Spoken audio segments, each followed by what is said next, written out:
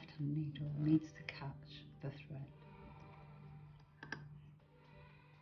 The timing's out, and the left looper is missing the thread as well.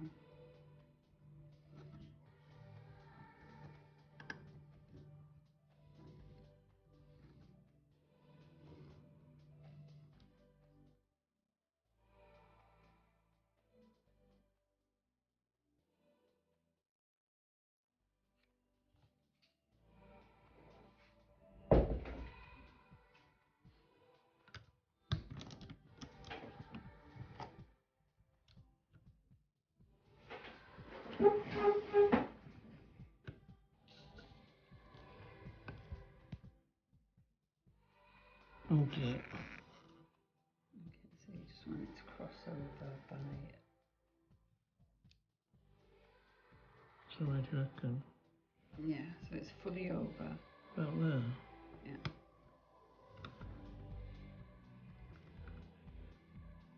We can measure it, can't we? Oops.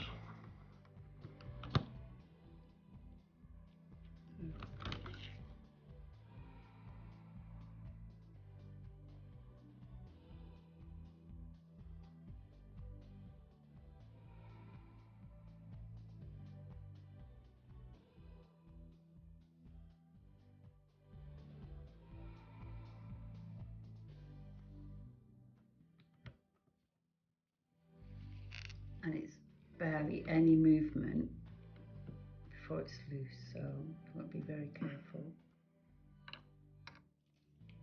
And then grab the tape measure. And nip it up. And we want it to be at exactly 32, so it's slightly 22. 22, sorry, 22. It's at 30, 23. A bit more. That's it, perfect. So tighten it up there. Oh, you've shifted it. That's it. That's why you need two people. And we'll tighten it. Make sure it's really tight so it doesn't happen again. Screwdriver will split, so just recheck. And just make sure you've not moved that upper as well. If you've moved that, that's going to distort the result.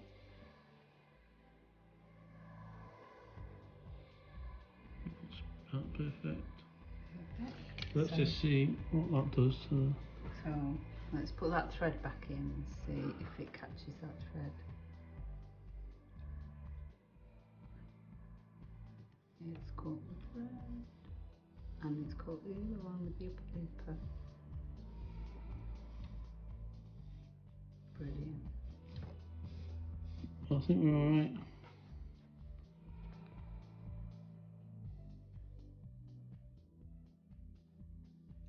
Alright, so now that we've got the loopers in the right position, so you can refer back to the timing video that I've done just to make sure that you've got the settings right. So you need to be a centimetre above the needle plate.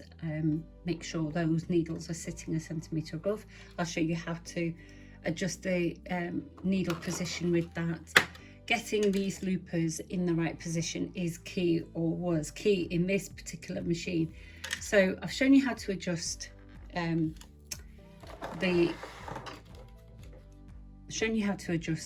nut here using a socket set. So you will need a socket set to do that, and an Allen key. It wasn't particularly big on there. And you can make the adjustments, so make sure they lock together, make sure that the needles are in the right position. Like I said, refer back to the other video, and you should be able to do this in no time at all. Fairly easy, easy to do. So let's just test it out and make sure all the settings are right on the machine. There should be 3 on this machine. There we go. Stitch length is 1, differential feed is on 1, and so I'm making sure my stitch length is 3, making sure differential feed is 1, because I'm using 2 sheets of medium lightweight cotton. Standard stitching.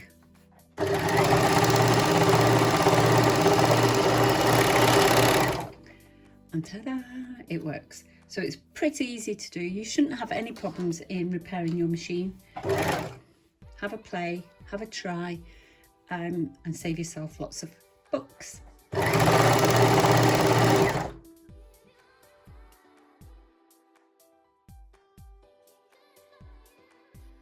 Now, just because I didn't show it in the repair, because I didn't need to, if you want to make an adjustment on the upper looper, just find the right size Allen key. I need to measure this, but you place it inside there, and there's a nut inside there. If it gets in properly, there we go. And then just turn that. I'm not going to adjust it because it's set perfectly now. You just loosen it off, reposition this over to wherever it needs to be, so that when the two loopers are together, let's have a look there, that they cross over, and you want to be catching that thread, that blue thread, so the lower looper thread. So the lower looper thread wants to be caught by the upper. So there we go. Can you see how it winds round at the back there? So you need to be looking for that. Have fabric in the machine, because if you do it with the machine with the fabric in, it's easier for you to identify where the fault lies. So look for the fault first before you make any adjustments, and do that with fabric in there. Make sure your machine is set to factory settings, so tensions are at the right places. Standard roll, not rolled hem, standard stitching. I keep the stitch length at 3 and differential feed at 1, and then I work it with fabric, and then check how the loopers interact with each other and with the needles. And you can check the other video out to check the timing and how to make an adjustment to the needle height. So I hope that video helps you. Comment below, let me know if it has.